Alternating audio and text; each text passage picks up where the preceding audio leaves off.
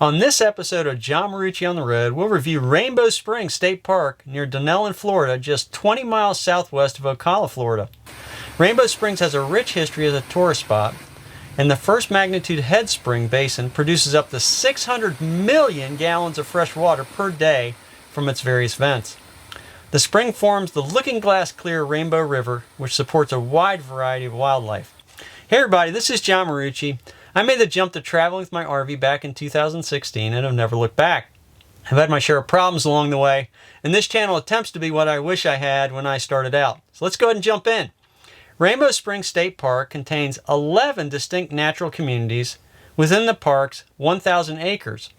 Rainbow Springs was a privately owned theme park that opened in the 1930s and included a rodeo, zoo, swimming hole, and man-made waterfalls. After the Orlando tourism boom of the early 1970s and the opening of the large theme parks, Rainbow Springs attendance declined, and the tourist attraction closed in 1974. The attraction remained closed until the 1990s when it became a Florida state park.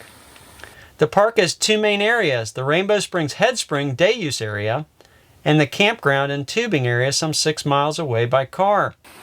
Besides the swimming, boating, and gardens of the day use area, a large draw of the park is the amazing tubing, canoeing, and kayaking on the crystal clear Rainbow River. There is a significant tubing business done by the state park during spring, summer, and fall, with transport upriver and modern facilities to accommodate many people.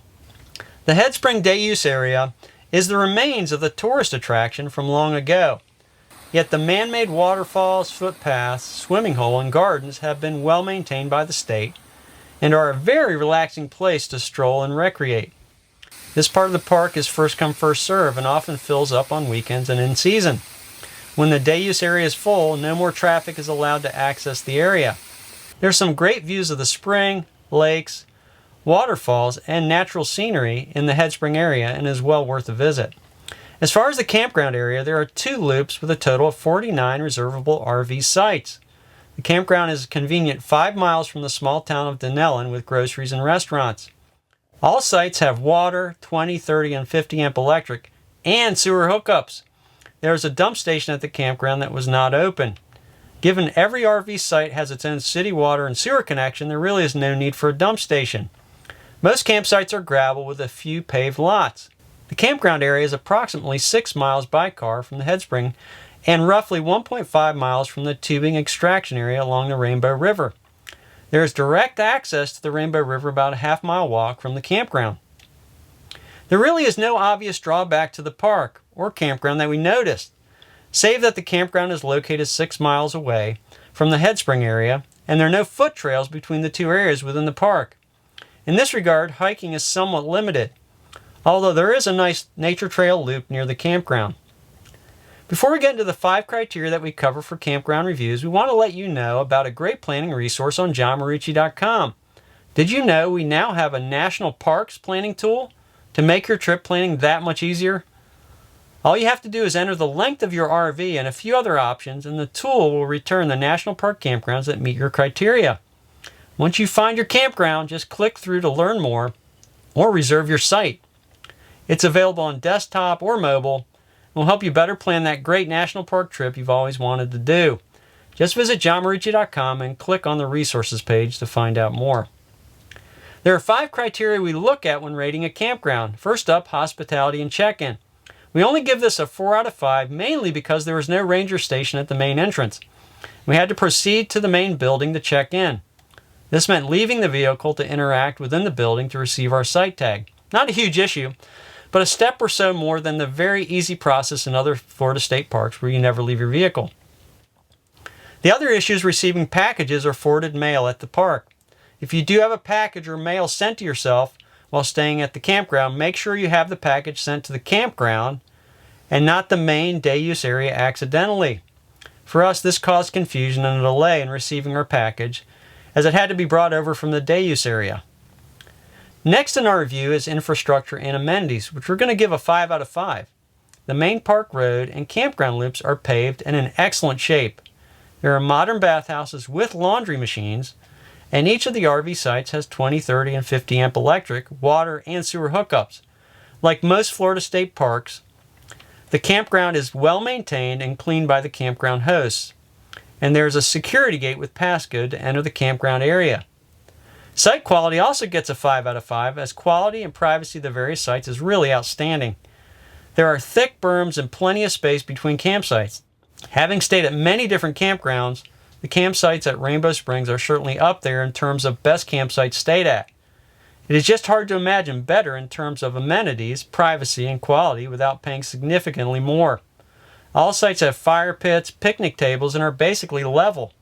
If you desire private sites with full hookups in an idyllic setting with a relatively low price, this is really the place for you.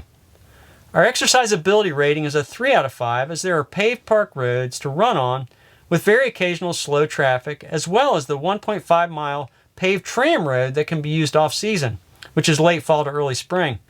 If you stay here in season, you'll need to run very early to use the tram road, which is before 8 a.m.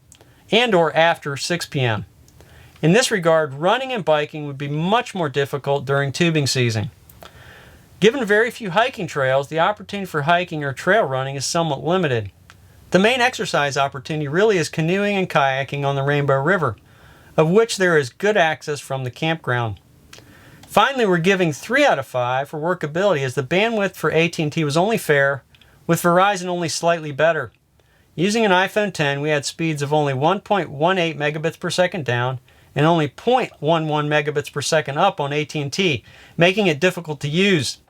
Using our Verizon Jetpack 8800L MiFi, we experienced only slightly better speeds of 6.52 megabits per second down and an abysmal 0.05 megabits per second up. So be warned that unless you bring a cell booster of some sort, you may have real difficulty working remotely. We do use a WeBoost Drive Sleek that helps in situations like this and is available in our Amazon storefront. Overall, we thought Rainbow Springs State Park was a great value and would stay here again. We could work remotely and exercise, and we did use a cell booster and were visiting off-season. The campground quality, private and spacious campsites with full hookups at a Florida State Park price made for a top-notch and highly recommended experience.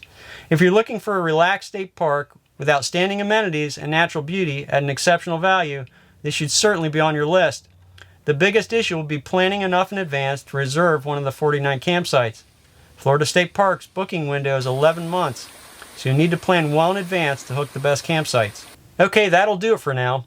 If you found this video helpful, please click the like button. We'd love for you to join the On the Road team by subscribing to the channel. If you want to dive deeper, we put more content and photos on Instagram and Twitter at John Marucci. You can also follow us on Facebook at John Marucci On the Road. Also, don't forget the great travel resources, podcast, and blog material available at johnmarucci.com. Thanks for watching. Stay safe. This is John Marucci, and so long for now.